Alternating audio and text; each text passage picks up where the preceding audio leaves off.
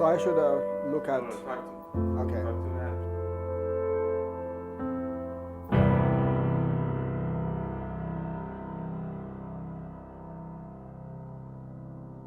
My name is Xiyue Wang. I'm Chinese American. I was born in Beijing, China, 1980, and I came to the United States in 2001 and became a naturalized citizen in 2009. I started my PhD work at Princeton University on history. I went to Princeton to study Soviet Union, former Russian Empire, and the Islamic part of the Russian Empire and Soviet Union, that is today Central Asia, and also Afghanistan and Western China.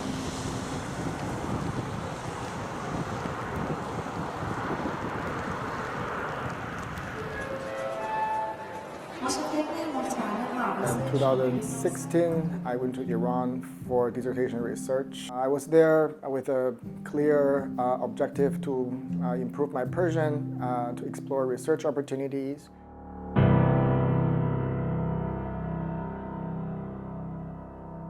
I should say I had a great admiration for the Iranian civilization and for the Iranian people. I went there with a goodwill to study that country, to learn that language.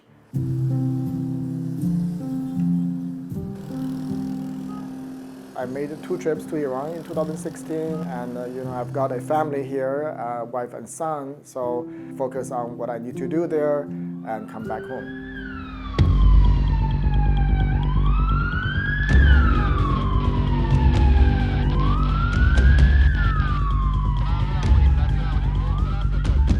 I was arrested by the Iranian intelligence ministry.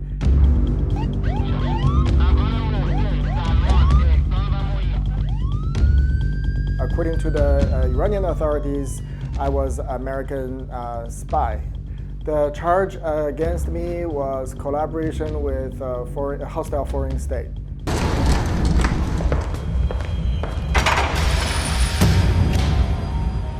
Based on my understanding, I was a hostage. The Iranian authorities arrested me clearly as a hostage and a political bargaining chip against the United States.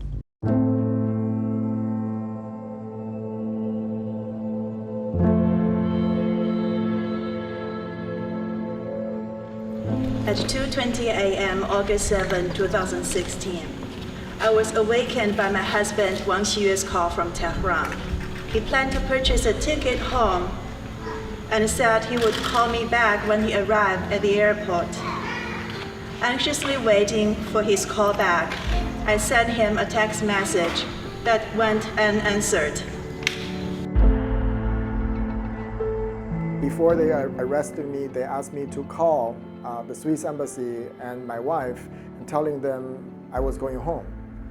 And then they took my phone away and didn't allow me to call for 19 days.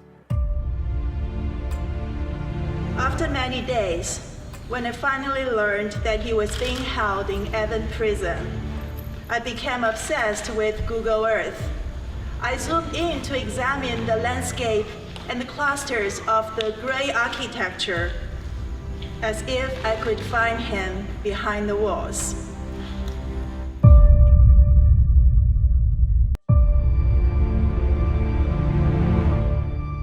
I was arrested August 7th and was put in the solitary confinement for 19 days, and during which I underwent daily intense interrogations.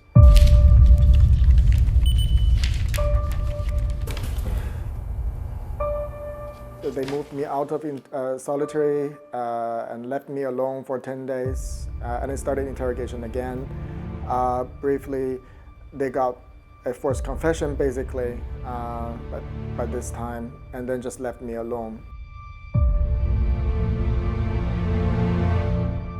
In Section 209 of the Evin prison, where I spent over 10 months. December 2016, there was a hearing, preliminary hearing, with something they call dot sara. I don't know the English term. انگیزه اصلی سفر آقای وانگ توریست و آموزش زبان فارسی زده شد. به چه علت پس از ورود به ایران در سفر دوم خود به سراغ جمع‌آوری اسناد رفته میشه؟ Defense was futile. Everything has been decided. And then in March 2017, I was sent to Dadgah Engelab, the Revolutionary Court, with Judge Salavati. توصیات شما کافی و قانع کننده نیست. متهم تا به این لحظه هیچ صداقتی از خود به خرج نداده و هیچ اموالی So my file grew much bigger. On Salavati's desk, I met Salavati twice. There were two sessions with Salavati. He asked questions through a list, and my lawyers were not allowed to defend me. They were only allowed to give a final statement. No evidence was presented. No witness was called. After 2 sessions, I was given 10 years of imprisonment. Even before officially releasing my sentence of 10 years, the Iranian media already started announcing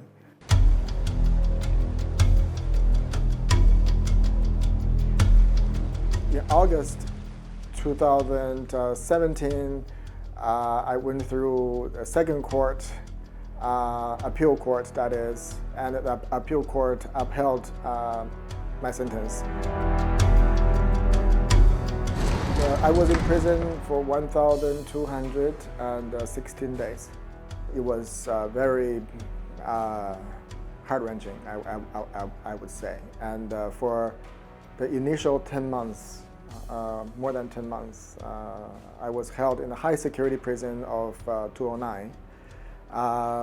For the most part, I was held in a cell without a window. And that was very difficult.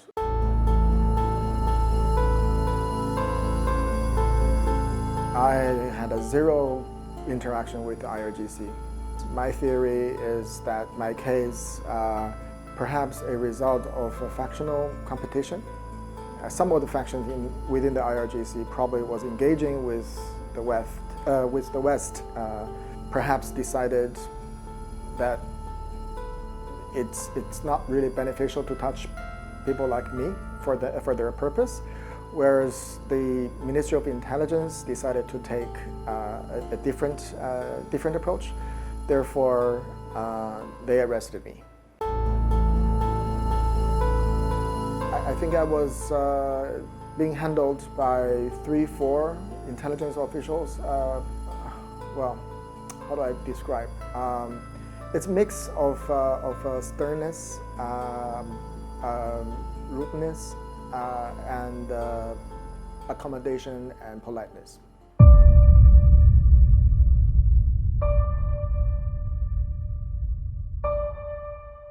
I think that the entire 1,216 days of imprisonment in Iran is a horrible psychological torture.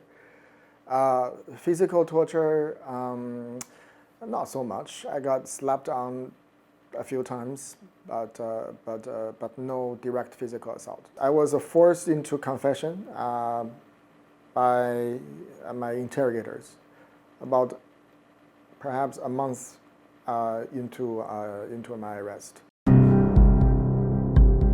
They took me to a suite in the 3rd floor of a Hotel Istiqlal. Very tall and strong old man came in and told me, again, interestingly, I like China very much. I'm sorry that this is happening to you, but you are American citizen. So I'm going to ask you some questions. We're going to film you, and our analyst would analyze your answers and facial expressions to see whether you're telling the truth. If we think you are telling the truth, we will release you. So then there was a lengthy interview filmed that night. businessman Xinyue Wang. My experience in dealing with the National Library, the National Archive, the Foreign Ministry Archive, and the Majlis Library. And soon enough, I realized these questions are opinion questions. They're not factual questions, meaning you can't really judge whether these are true, the answers are true or false, because that's just my opinion. And as it turned out, that video was edited to produce the short documentary that you have seen in Bistosi. پرونده زیو وانگ یکی از صدها پرونده نفوذیه که با نام تبادل علمی اما با هدف رفع ابهامات اطلاعاتی سرویس‌های جاسوسی در قالب فعالیت‌های پژوهشی انجام میشه.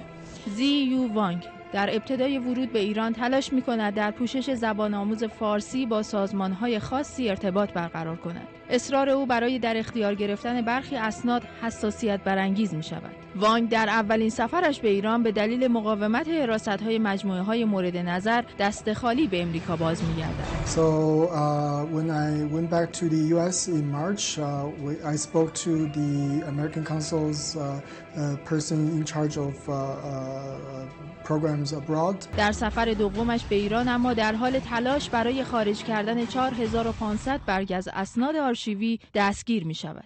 هدف اصلی از این پروژه ها جمع‌آوری اطلاعات گسترده در کشورهایی است که امریکا به دلایل مختلف حضور دیپلماتیک در آنجا ندارد.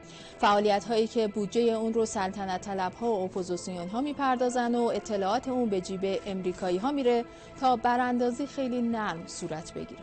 آمنه سادات ذبیح پور، خبرگزاری صدا و سیما. The short documentary that you have seen more than a year after I was arrested.